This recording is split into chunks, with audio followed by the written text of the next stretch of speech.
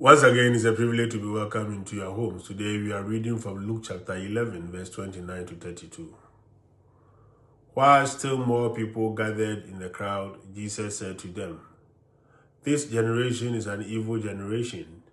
It seeks a sign, but no sign will be given it except the sign of Jonah.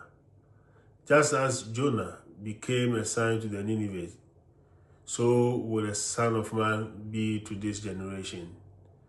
At the judgment, the queen of the south will rise with the men of this generation, and she will condemn them because she came from the ends of the earth to hear the wisdom of Solomon. And there is something greater than Solomon here. At the judgment, the men of Nineveh will arise with this generation and condemn it, because at the preaching of Jonah, they repented, and there is something greater than Jonah here." It seems that during his public ministry, Jesus was asked more than once by people for a sign to show he was the person he claimed to be. The reading suggests that Jesus was very exasperated by this demand for a sign.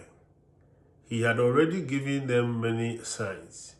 The words he spoke, the healings he performed, the actions he carried out were all signs that God was present in Jesus in a way that was unique.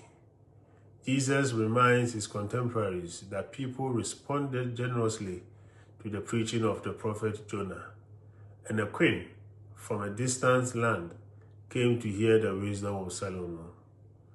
Yet, as Jesus says, he himself is a greater prophet than Jonah, and he embodies God's wisdom more fully than Solomon. Jesus was God's greatest gift to humanity, and yet his contemporaries failed to see this. They were blind to all that God was offering them through Jesus. We can all fail to appreciate at times God's gift of his Son to us. We fail to recognize him as our greatest treasure, our pearl of great price. We can take his presence in our lives a little for granted.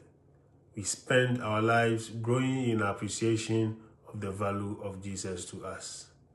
Dear friends, Lent is a time when we are called to grow in our appreciation of the surpassing value of Jesus in our lives. He is the treasure hidden in the field that we are invited to keep joyfully recovering. Shalom. Peace.